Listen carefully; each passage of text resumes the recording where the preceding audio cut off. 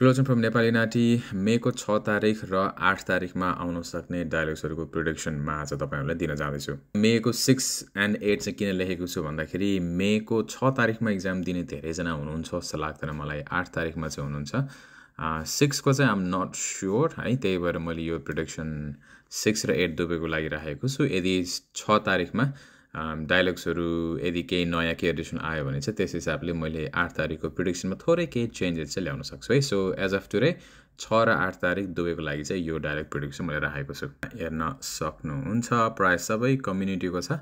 Birthday सेलिब्रेसनको लागि venue book गर्ने सम्बन्धीको हैन, यो फोटोशुट को लागि फोटोग्राफर हायर गर्ने सम्बन्धी, त्यसपछि पेटहरुको लागि फोस्टर केयर्स भयो, कम्युनिटीमा वाटर रेस्ट्रिक्सन, नेबरसँग फ्लडिङ इस्यु भएको कुराहरू हैन, एजुकेसनमा चाहिँ हाम्रो टिचरसँग आफ्नो एक्जाम रिजल्टको डिस्कसन गरेको, स्कुलको क्लास एक्सकर्जन बाहिर लाने कुराहरू भयो, इम्प्लोयमेन्ट रिटेल बिजनेसमा चाहिँ कस्टमरसँग भएको केहीवटा इस्युहरू हुन्छ, धेरै लामोसम्म वेट गर्नु परेको हैन, त्यसपछि हेल्थमा होम केयर नर्सिङ, हाउसिङमा घर किन्ने बेच्ने सम्बन्धीको भयो, इमिग्रेसनमा फेरि पनि कम्युनिटी हल बुकिङ गर्ने सम्बन्धीको हैन, अनि इन्स्योरेन्समा चाहिँ ट्रमा इन्स्योरेन्स र बोर्ड इन्स्योरेन्स पोलिसिज छ। सो नयाँ डायलग्स आउन पनि सक्छ है। लेट्स नट फर्गेट 2025 मा चाहिँ नाटीको नयाँ डायलग्सहरु आइरहेको छ। बट नयाँ डायलग्स आए पनि भोक्याब्सहरु पास एक्जामसँग सिमिलर अथवा त्यस्तै डोमेनको अरु डायलग्सहरु गरिसक्नु भएको छ भने सजिलै गर्न सकिने खालको चाहिँ छ। त्यसमा मैले दुईटा बोनस डायलग टपिकहरु चाहिँ थप्न चाहे। यो चाहिँ हाम्रो 10th अप्रिल एक्जाममा आएको चाहिँ थियो है। बिजनेसमा चाहिँ सोप मेकिङ बिजनेसको एडभर्टाइजमेन्ट गर्ने सम्बन्धी र इम्प्लोयमेन्टमा चाहिँ एउटा